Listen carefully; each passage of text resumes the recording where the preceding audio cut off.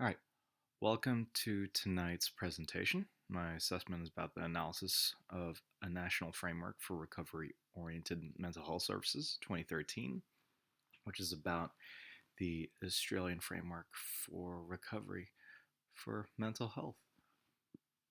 So let's take a look. See, the widely held notion of recovery for mental health issues is being free from a disorder, or at least being able to live with it under control.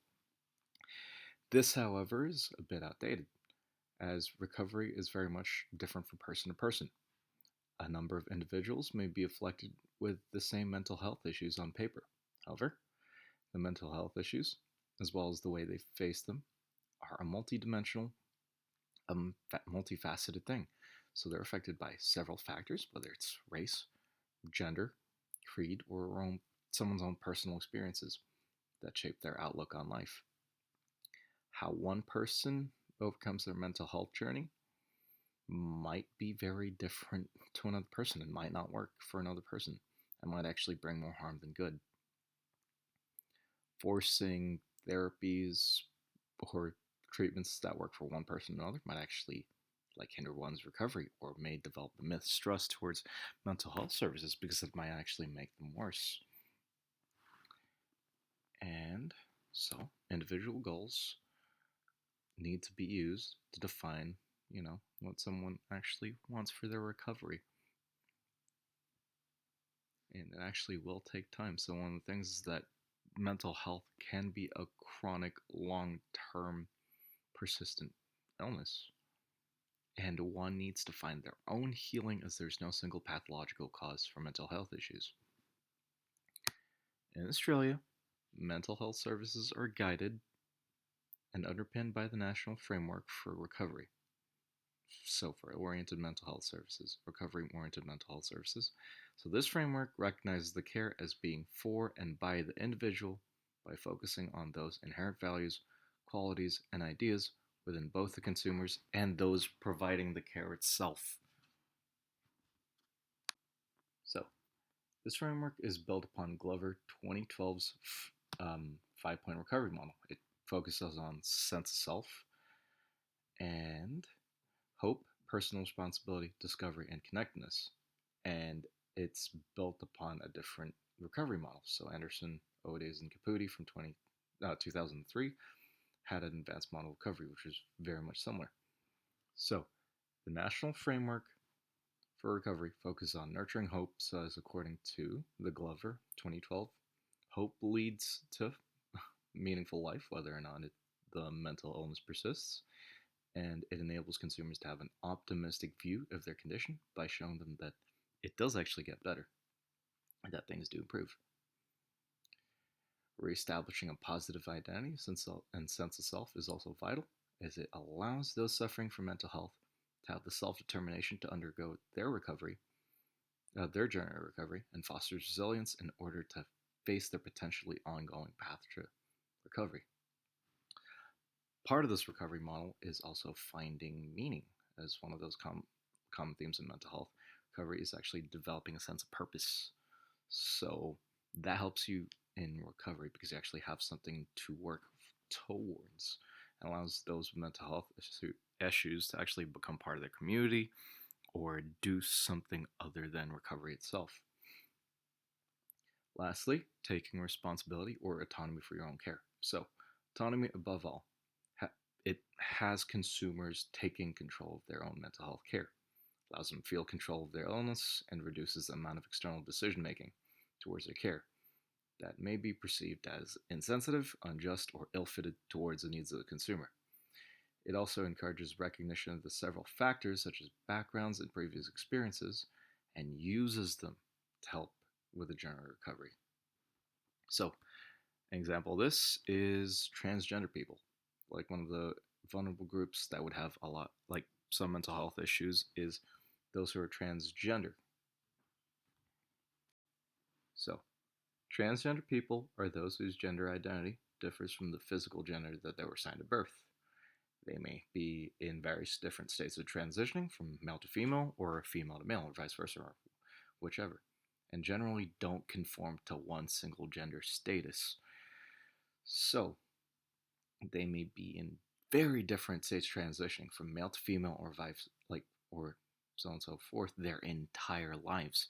So some might be, you know, choosing to retain their physical characteristics, so their birth assigned gender characteristics, while still identifying as the opposite gender or another gender. Some, on the other hand, go through gender affirming hormone replacement therapy. And according to Dr. Deutsch, or Dr. Deutsch in 2015, is to suppress or minimize their birth assigned gender characteristics, as well as try and affirm their gender that they're transitioning to. Now, one of the issues with that is that the hormonal origins of it can actually contribute or reduce mood disorders such as anxiety and depression.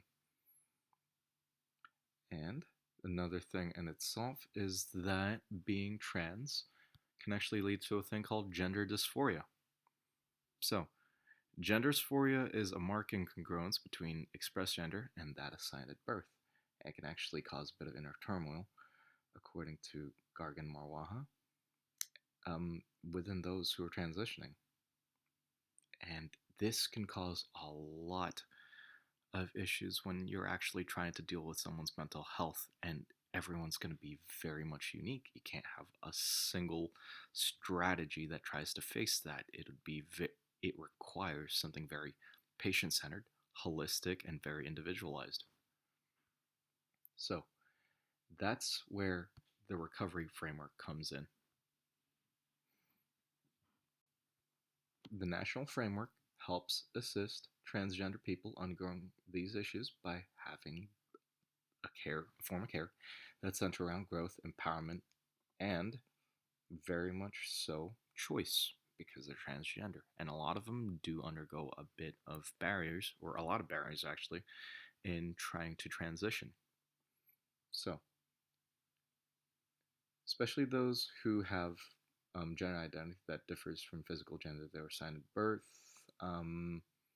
Some people might be bullying them. They might undergo stuff like marginalization. They might, be excluded, be bullied, be discriminated, harassed by their own family, their community, their friends. Heck, they might even be going through some sort of self-loathing or have an identity issue, which is central to actually through to gender dysphoria.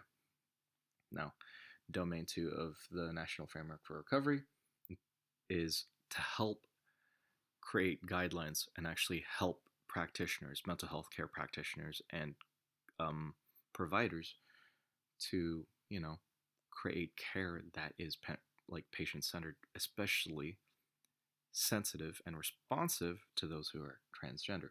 So, for example, it's tailored to reduce any feelings of marginalization and to encourage an inclusive and safe environment by ensuring that staff are culturally competent and safe, as well as being knowledgeable and responsive to the lived experiences of trans people. As stated prior, these are underpinned by the values hope, positive identity, meaning, and autonomy. One of the core values for mental health services is ensuring safe and welcoming environments, services free from discrimination, which would, foster a feeling of safety. It helped take away the feeling of discrimination and the anxiety that you'd be going through if you're trans, especially if there are no safe spaces and you've had a pretty hard time of it. So that would actually help foster hope to those going through any sort of gender dysphoria or previous discrimination or issues, mental health issues that are underpinned by their them being trans. And the National Framework for Recovery also pushes mental health providers to use their prior resilience and skills that they've cultivated through adversity and stigma to overcome identity issues. So mental health services and any providers are actually encouraged to develop strategies to try and help trans people take the reins of their own care. It empowers them so that they can actually decide and learn coping strategies and mechanisms to try and face anything that they find within themselves or any sort of extraneous factors. Like if anyone's continuing to discriminate them, they can find their own solutions to it. Guidelines also advocate for autonomy. So, part of domain 3 of the recovery framework is actually to try and affirm a person's right to exercise self determination. So, it's encouraged that healthcare providers actually help direct people who are trans towards any services like mainstream services and community specific support groups to try and help them choose their gender identity, get support for their gender identity, and also help make decisions that can help affirm, like, for example, hormone replacement therapy for like gender affirming um, affirmation. It, you're recommended under these guidelines to promote any sort of therapies that will be relevant to someone who is trans to try and like if they need further information to give that information to them and help them with any questions or queries on gender reassignment therapy. And lastly, finding meaning is at the very core of the implications of practice, where self determination, self management, dysphoria, and empowerment would help trans people who have a lot of gender dysphoria or a little gender dysphoria or have some shifting identity issues to create their own journey in care. So it'd help them find their own mental health goals and techniques and help them face their own mental health issues. Overall, that being said, there are very few weaknesses in the framework, so it's actually fairly well thought out. So, for one, under the DSM-5, according to the American Psychiatric Association, definition of a mental health disorder is a syndrome characterized by disturbances in cognition, emotion regulation, or behavior, and can cause dysfunction in psychological, biological, or mental functioning. Now, this framework's very much driven by the person who is having the care provided for them, so the consumers. And the issue with that is that if they're undergoing through any severe mental health episodes, um, there is a bit of intrusion into their care. So there is a bit of so their autonomy might actually be, intruded upon if any sort of care is needed to be provided to prevent them from causing any sort of self harm or self risking behavior. Now, the other issue with that is that occasionally that autonomy can also, be intruded upon as well to try and create healthcare decisions because some therapies might not be suitable for that person trying to undergo hormone replacement therapy or gender reassignment therapy. Also, another thing is that previous biases in healthcare workers will always exist.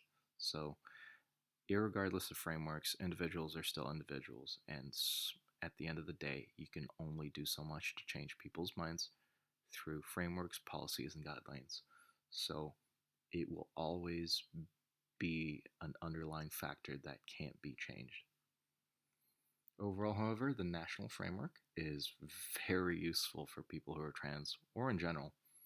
It allows a unique personalized path to recovery for what can be considered a very complex, multi layered identity that may result in differing mental health issues between each and every transgender person.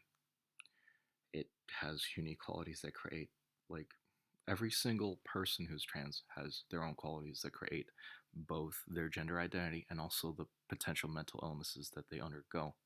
So, this framework helps us tackle all of those mental health issues rather than trying to get to one singular root cause. It actually tries to find each and every individual multifaceted part of it and tries to help out with them because mental health's never really something that you solve. It's something that you undergo a journey on and you actually like face it with your own solutions that you have to find along the way. So this framework is very useful for finding your own techniques, mechanisms, and how you face your ongoing care. And it also helps empower those who are undergoing the dysphoria, so it helps you take the reins your own care, and how that definitely helps in the process of healing. So it, you know, helps you finally begin your care for you. This also, helps prevent therapies that are very ill-fitted to be coerced onto. So it prevents risk onto your autonomy because it pretty much lets you make your own care. So instead of someone else's therapy being forced onto you, you get to do it for yourself, which prevents you from developing like the wrong techniques overall. So I would say the framework is extremely useful for transgender people undergoing mental health issues. And, anyways, um, thank you for listening, and bye for now.